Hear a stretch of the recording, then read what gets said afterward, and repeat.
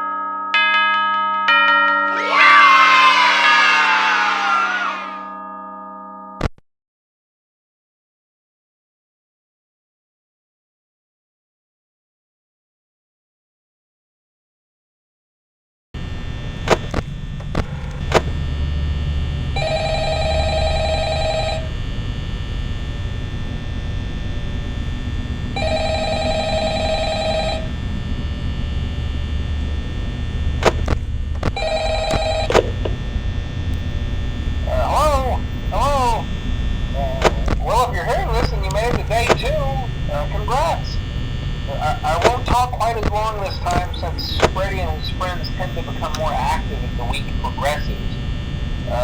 It might be a good idea to peek at those cameras while I talk, just to make sure everyone's in their proper place, you know. Interestingly enough, Freddy himself doesn't come off stage very often. I've heard he becomes a lot more active in the dark, though, so hey, I guess that's one more reason not to run out of power, right? I also want to emphasize the importance of using your door lights. There are blind spots in your camera view, and those blind spots happen to be right outside your doors. So if you can't find something or someone on your cameras, be sure to check the door light. You might only have a few seconds to react. Not that you would be in any danger, of course. I'm not implying that. Also, check on the curtain in Pirate Cove from time to time. The character in there seems unique in that he becomes more active if the cameras remain off for long periods of time. I guess he doesn't like being watched. I don't know. Anyway, I'm sure you have everything under control. Talk to you soon.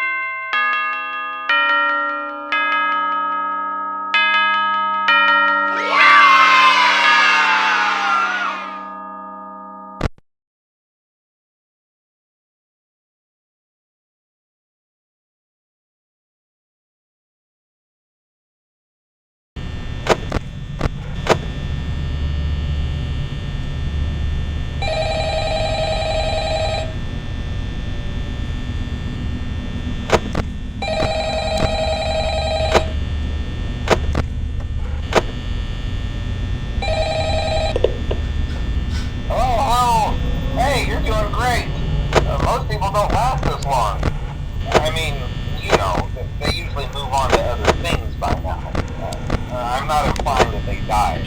That's not what I meant. Anyway, I better not take up too much of your time. Let's start getting real tonight. Hey, listen, I had an idea. If you happen to get caught and want to avoid getting stuffed into a Freddy suit, try playing dead. You know, go limp. Then there's a chance that maybe they'll think that you're an empty costume instead. Then again, if they think you're an empty costume, they might try to stuff a mental skeleton into you. I wonder how that would work. Yeah, never mind. Scratch that. It's best just not to get caught. Okay, I'll leave you to it. See you on the flip side.